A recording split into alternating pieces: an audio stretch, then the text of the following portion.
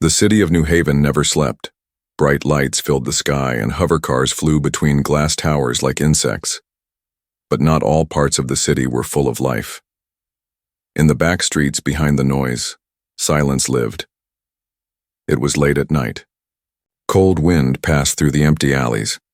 Liam, a young human mechanic, locked up his small shop and started walking home. He was tired. His hands were covered in oil and his clothes smelled of smoke and metal. As he passed a dark alley near the food stalls, he suddenly stopped. He heard something. A sound. Very soft. It wasn't a cat. It wasn't a machine. It was crying. He turned, his head slowly. In the shadows, under a broken streetlight, someone was sitting on the wet ground. Small. Thin. Shaking. Liam stepped closer. It was a girl, but not human. Her skin was pale violet. Her arms were too long, her fingers thin like wires. She had silver markings on her cheeks. Her hair looked like starlight, soft, white, and glowing slightly. She wore torn clothes that barely covered her body. Her feet were bare and dirty. She was holding her stomach. "Please," she whispered. Her voice was broken and dry.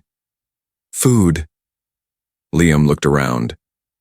People were walking nearby, but no one cared. No one even looked at her. "She's just another street alien," someone said from behind a stall. "Let her die." Liam felt something tighten in his chest. He knelt beside her. "Hey, can you hear me?" She looked up. Her eyes were large and glassy like a scared animal. She tried to speak, but her lips trembled.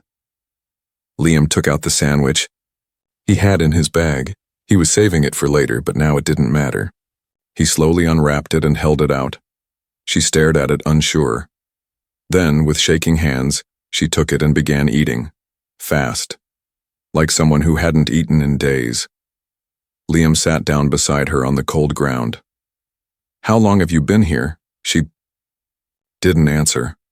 "Where's your family?" he asked gently. She froze. Then in a low voice she said, "Gone.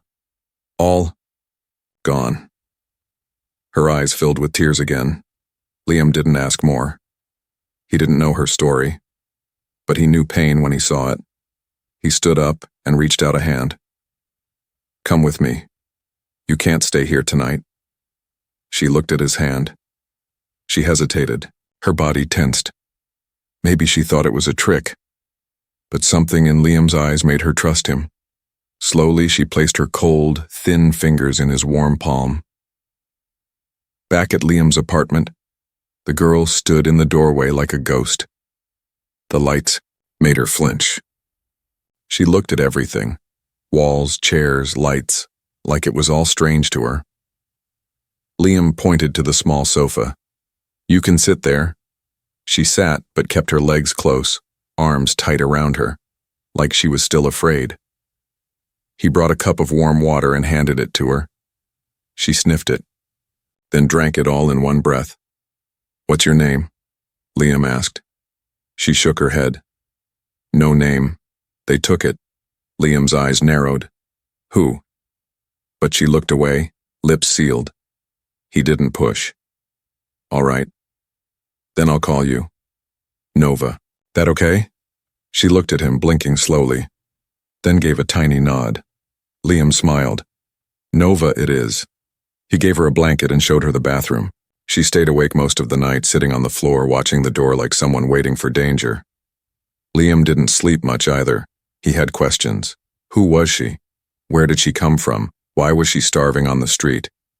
But one thing he already knew. This girl was not safe. And now, she was under his roof. The next morning, Liam found her sitting near the window, still wrapped in the blanket he had given her. She hadn't moved much during the night. The soft light of the early sun touched her face, and for the first time, Liam saw her features clearly. Her skin shimmered faintly, almost like moonlight. Her eyes, large and alien, carried the weight of 100 secrets. She looked tired, but not just from hunger. This was the tiredness of someone who had run too, far for too long. Liam brought her a piece of warm bread and a small bowl of soup. She stared at it. "It's not poisoned," he said with a small smile. She gave a weak smile back and slowly began to eat. This time not like an animal, but like someone remembering how to be calm. "I told you last night," Liam began, sitting on the edge of a chair. "You can stay here but I need to know something. Who are you running from?" Her eyes went cold. She placed the bowl down and hugged her knees. Then in a quiet voice she said, "They erased my name, my records, everything. I do not exist anymore." Liam frowned. Who would do that? She didn't answer directly. Instead, she reached up and pulled back part of her hair. On her neck, just behind her ear, was a small scar. Not just a cut, it looked like something had been removed. "A tracker?" Liam asked. She nodded. "Identity chip. Burned out. I did it myself." Liam leaned back, shocked. Every alien in the galaxy carried a chip for ID, travel, health, even basic rights. Without it, she wasn't just invisible, she was illegal. "No one is allowed to help me," she whispered. "Not even to give food. Anyone who does becomes a criminal too." Liam's chest grew tight. "Why? What crime did you commit?" She looked at him, and for a second, her eyes flashed gold. Not with anger, but with something else. Pain. Shame. "I was born in the wrong family," she said. "That is my crime." Liam didn't understand fully, but he understood enough. She was from one of those powerful alien clans that ruled parts of the galaxy. Clans that killed their own, for power. He rubbed his face. "This is bad." She stood up suddenly. "I will leave." Liam stood too. "No, wait. If I stay, you will be hunted," she said quickly. "I do not want another life ruined because of me." Liam moved closer and gently held her shoulder. "You're not ruining anything. I chose to help you." She blinked, confused. "Why?" He shrugged. "Because you needed help." No one had ever told her that before. Not without asking for something in return. "I don't even have a name," she whispered. "Well," Liam said, "then we'll find one that suits you." He walked over to his bookshelf, thinking. After a moment, he turned back to her. "How about Lyra?" She repeated the word. "Lyra." "It means star," Liam said. A faint smile touched her lips. "Lyra. I like that." Later that day, Liam gave her some of his old clothes, a hoodie and joggers. They were too big, but she didn't complain. She looked strange in human clothes, but something about it made her seem safer. He taught her how to boil water and how to lock the door. But while showing her these simple things, he noticed something odd. She moved too quickly when catching a falling cup. Her balance was perfect, and she could hear small sounds even through the walls. "You've had training," Liam said. Lyra froze. "I would prepared for protection." Protection from what? From those who hunt royal blood. That one sentence changed everything. Liam stared at her. "You're from a royal house?" She didn't answer, but her silence said enough. She wasn't just a refugee. She was a lost heir. That evening, someone knocked at the shop door downstairs. Lyra quickly ran into the back room to hide. Liam opened the door. Two tall men in dark coats stood outside. One showed a badge, Galactic Peace Authority. "We're looking for someone," the taller one said. "Female alien. Escaped 2 cycles ago." Liam played dumb. "Haven't seen anyone." They stared into his shop. "If she comes by, let us know," the other man said coldly. "Helping her is considered treason." As they walked away, Liam's hands were shaking. He locked the door tight. Inside, Lyra whispered, "They found me." Liam looked into her glowing eyes. "No," he said, his voice firm. "They'll have to go through me first." Liam didn't sleep that night. He kept checking the door, looking out the window and listening for the sound of boots on concrete or the buzz of a drone. The memory of the galactic agents knocking on his door played over and over in his head. Inside the small room, Lyra sat on the floor near the heater, wrapped in a blanket, eyes wide open. She hadn't said a word in hours. "Do you think they tracked you here?" Liam finally asked. "No," she whispered. "Not yet. But they will come. They always come." Her voice didn't sound scared. It sounded empty, like someone who had run out of fear. Liam stood up. "Then we need to be ready." The next morning he made a plan. He moved Lyra to the storage room behind his shop. It was dark and dusty, filled with old tools and spare machine parts. But it had no windows, and only one door that could be locked from both sides. "If someone comes," Liam said, "you hide in here. Stay silent, don't move, don't make a sound." Lyra nodded. To help her blend in, Liam cut her glowing white hair short and dyed it dark brown using old workshop chemicals. The shimmer on her skin faded slightly after a thick layer of industrial cream he found in his locker. Now she almost looked human. Almost. But the eyes, those large, liquid gold eyes, still looked otherworldly. There was no hiding them. "You'll need to wear a hood," Liam told her. For the next few days, things were quiet. Liam worked in his shop like normal, fixing broken hoverbikes and city scooters. He smiled, joked with customers, and kept his head down. But inside, he was tense every second. At night, he and Lyra talked.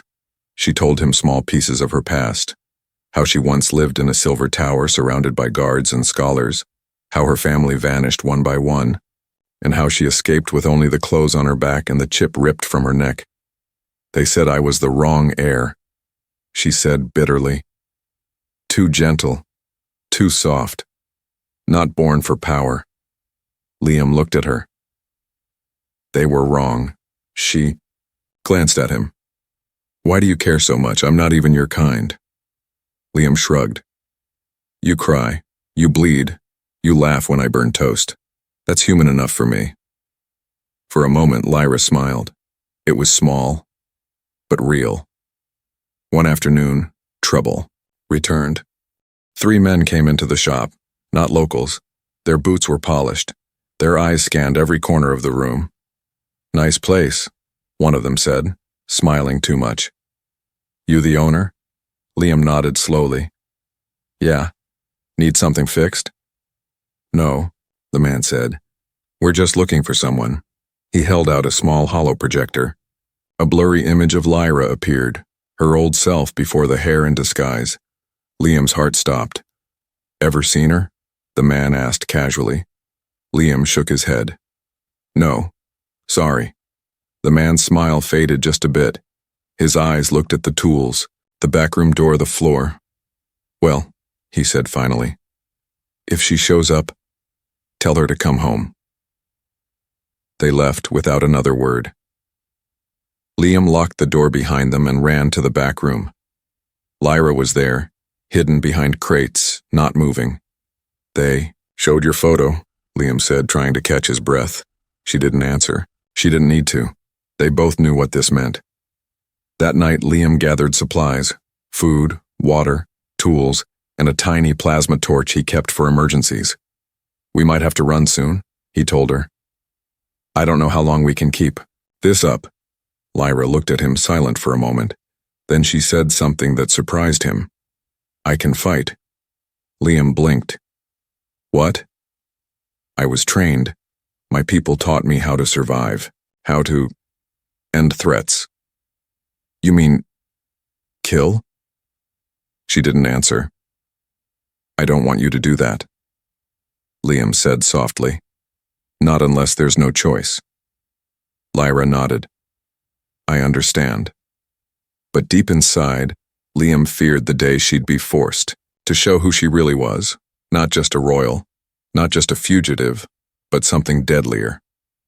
A few days later, Liam came home late. He'd been out getting parts. But when he opened the door, the apartment was quiet. Too quiet. "Lyra?" he called. "No. Answer." His chest tightened. He rushed to the back room. She was gone. On the floor was a broken plate, A small trail of blood led toward the back exit door. She had been taken, or worse, she had run. The night was too quiet. Liam stood frozen at the open back door of his apartment. The wind carried the smell of metal, smoke, and something else. Blood. His heart raced. He stared at the small trail on the ground, drops of purple mixed with red. Lyra was gone. He didn't think. He just moved. He grabbed his jacket, a flashlight, and a short steel bar he kept near the tools. He followed the trail through the narrow alleys behind the shop, stepping over broken crates and puddles. The lights flickered above him like they didn't want him to see. "Lyra!" he shouted softly, careful not to make too much noise. No answer, only the distant hum of city drones in the sky. Then, he heard it. A crash. From inside an abandoned warehouse just a block away. Liam pushed the heavy door open and stepped inside. The room was dark, filled with crates, rusted metal, and broken furniture. He moved slowly, eyes scanning every corner. Then he saw her, Lyra. She was on the floor, one arm covering her face, the other bleeding. Standing over her was a figure in black armor, holding a stun rod glowing with electricity. "I told you not to run," the man said in a deep voice. Liam didn't think. He swung the steel bar as hard as he could. Crack. The metal hit the man's shoulder. He stumbled back, shocked, but not down. He turned, growled, and raised his weapon toward Liam. But Lyra moved first. In one smooth motion, she jumped up, grabbed the man's wrist, and twisted it until the stun rod fell. She kicked his chest hard, sending him flying across the room into a pile of crates. She stood there, chest rising fast, eyes glowing gold. Liam looked at her, his mouth open. "You're strong," he said. She didn't answer, she just grabbed his hand.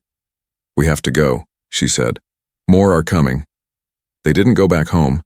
Instead, they hid in an old subway tunnel deep beneath the city. Liam found an abandoned station and made a small camp. He lit a portable lamp and looked at Lyra's wound. It wasn't deep, but it was still bleeding. "Let me see your neck," Liam said, pulling out a med patch. She hesitated. Then, slowly, she pulled her hoodie aside. For the first time Liam saw it fully, the mark. It wasn't just a scar. It was a glowing symbol, burned into her skin with ancient tech. A crown with 3 points surrounded by stars. Liam had seen it once before, on an old galactic broadcast. It was the royal seal of the Virelian Empire, a powerful alien house that had vanished from politics years ago after a bloody civil war. "You're a princess," Liam whispered. Lyra looked away. "Not anymore." He shook his head. "No, that's why they're hunting you. That's why they erased your name. You're the last of your kind." She nodded slowly. "If they find me, they'll end the bloodline forever." Liam leaned. "So all of this, your escape, the agents, the bounty, everything is because you were born with this mark?" Lyra looked at him, her eyes filled with sorrow. "Yes. My birth was not a blessing. It was a death sentence. For hours they stayed hidden. Liam tried to rest, but he couldn't stop thinking. What was he supposed to do? Protect her forever? He was just a mechanic. No army, no weapons, no backup, and yet he couldn't leave her. He had seen the fear in her eyes. He had seen her strength, her kindness, the way she smiled when she tasted bread. She wasn't just a fugitive. She was a person. She deserved to live. As the night wore on, Lyra finally broke the silence. "If I leave now, they may forget you." Liam stared at her. "What?" "If I go far, deep into the city, I can draw them away. They won't chase you." "No," Liam said quickly. "Absolutely not." She looked confused. "But you're in danger." "I don't care," Liam said. "You're under my roof. That means I protect you. That's how humans do it." Her lips trembled. "No one's ever said that to me before." Liam smiled. "Then let this be the first." Just as Lyra rested her head on his shoulder, a sound echoed from deeper in the tunnel. Footsteps. Heavy. Multiple. Getting closer. Liam stood up and grabbed the steel bar again. Lyra rose beside him. This time, her eyes were no longer afraid. This time, they were ready. The footsteps echoed louder now. Liam gripped the steel bar in his hands, his palms sweaty. Lyra stood next to him, her golden eyes glowing in the darkness of the old tunnel. She wasn't shaking anymore. She wasn't hiding. She was standing tall. 3, she whispered, tilting her head. Maybe 4. Light armor, not drones. Foot soldiers. How do you know? Liam whispered back. I was trained once. There was no time for more talk. A beam of light flashed into the tunnel. Stay low, Liam said. I'll distract them. But Lyra touched his arm. No. We do this together. 4 armored men stepped into the tunnel. Their faces were hidden under helmets. The lead soldier raised a scanner, and it beeped quickly. She's here, he said. The fugitive is close. Alive or dead? One of the others asked. Doesn't matter, the leader said. Orders are clear. Eliminate. No witnesses. Liam's chest tightened. We have to move. But Lyra didn't move. She stepped forward, into the light.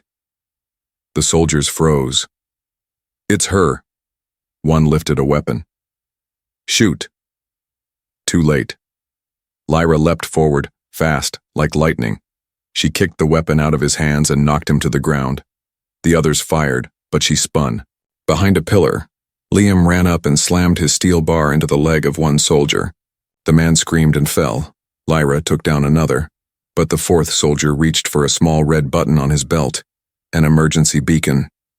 No! Liam yelled, too late again. The beacon flashed red. They called for backup, Lyra said, breathing hard. We have minutes. They grabbed what little they had and ran deeper into the tunnels. Liam's heart was racing. Where do we go now? There's an old transport lift, Lyra said. Ahead. If we can reach it, we can get to the surface near the human zones. They ran through the darkness, past broken rails and abandoned carts. Behind them, footsteps. Returned. More of them this time. Lyra's foot began to limp.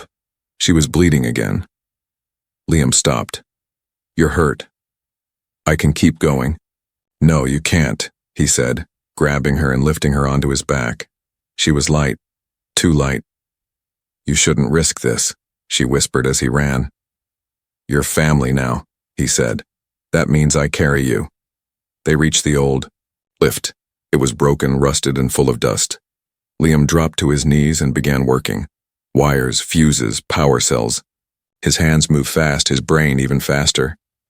Come on. Come on, he whispered. Lyra kept watch, holding a broken metal pipe in her hands.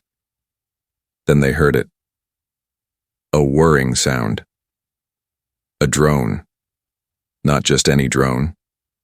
A hunter class. It hovered down the tunnel with a red spotlight scanning everything. It sees us, Lyra shouted.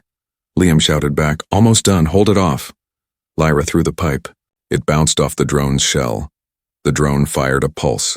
She dodged and rolled behind a wall. The pulse exploded against the concrete, shaking the ground. Liam shouted, got it! He pulled Lyra into the lift. The doors closed just as the drone fired again. The blast hit the lift door, but the metal held. The old machine rumbled as it rose. Darkness turned to light. They came out in a forgotten corner of the city, near the junkyards where humans lived in metal huts and makeshift homes. Smoke curled from oil barrels used as fires. Old Earth music played from broken radios. The air smelled of sweat and engine grease. No one asked questions here. No one looked twice. This place, Liam said, used to be my home when I was a kid. Lyra looked around. It's rough, but quiet. That's why it's perfect. They found an old shack near the edge of the scrapyard. Liam fixed the door and blocked the windows. He made a fire using wire and batteries. Lyra sat quietly. Her leg was bandaged, her face bruised, but she was alive. He sat beside her. You saved me again, she said. You saved me too, he replied. Silence passed between them. Then Lyra leaned her head on his shoulder. I don't want to run forever. You won't, Liam said. We'll find a way. She closed her eyes. Liam? Yeah? Back there, when I fought those soldiers, I felt something. Like a memory waking up. What kind of memory? A hidden one, she said softly. Of who I used to be, and what I was trained for. Liam looked at her. What if they come again? She asked. Then they'll learn what happens, Liam said, holding her hand, when someone protects someone they care about. The fire inside the shack crackled gently. Liam sat on the floor, leaning against the wall, his arms crossed as he stared into the flames. Across from him, Lyra was sleeping, finally. She had curled up under an old jacket he gave her.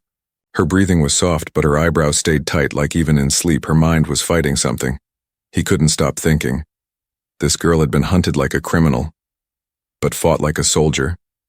She had no family left, no planet to return to, and no one else in the entire galaxy she could trust.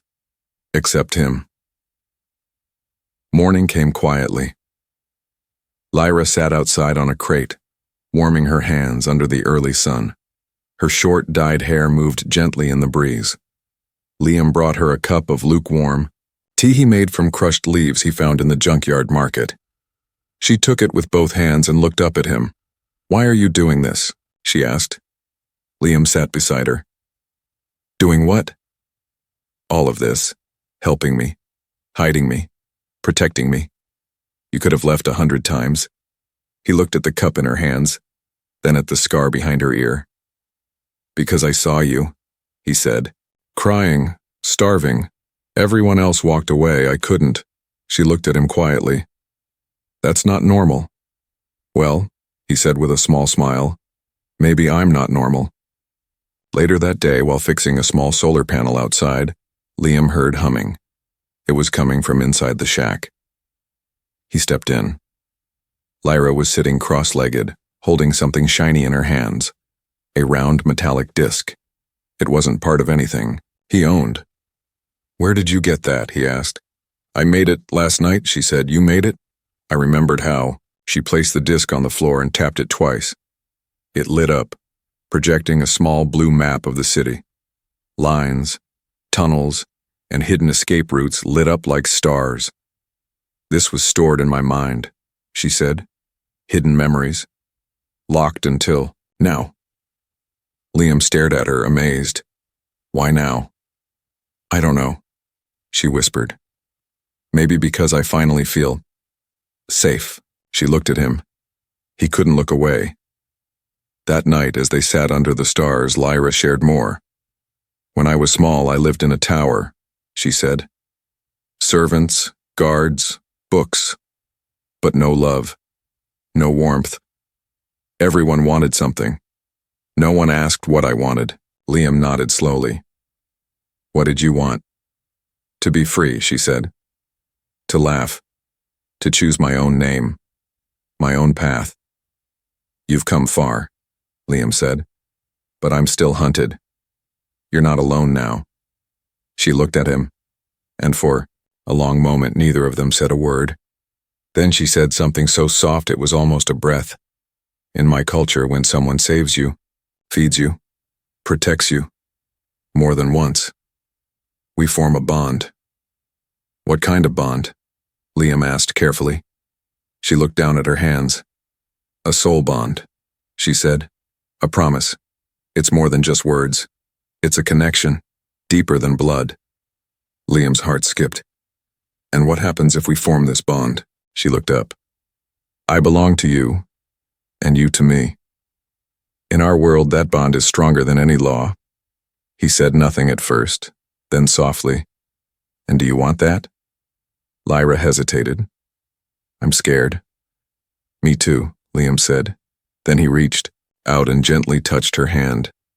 But maybe we don't have to be scared anymore. That night, Lyra placed her hand over Liam's chest. Her touch was light, almost like wind. A soft glow passed from her fingers to his skin. It didn't burn. It didn't hurt, it simply connected.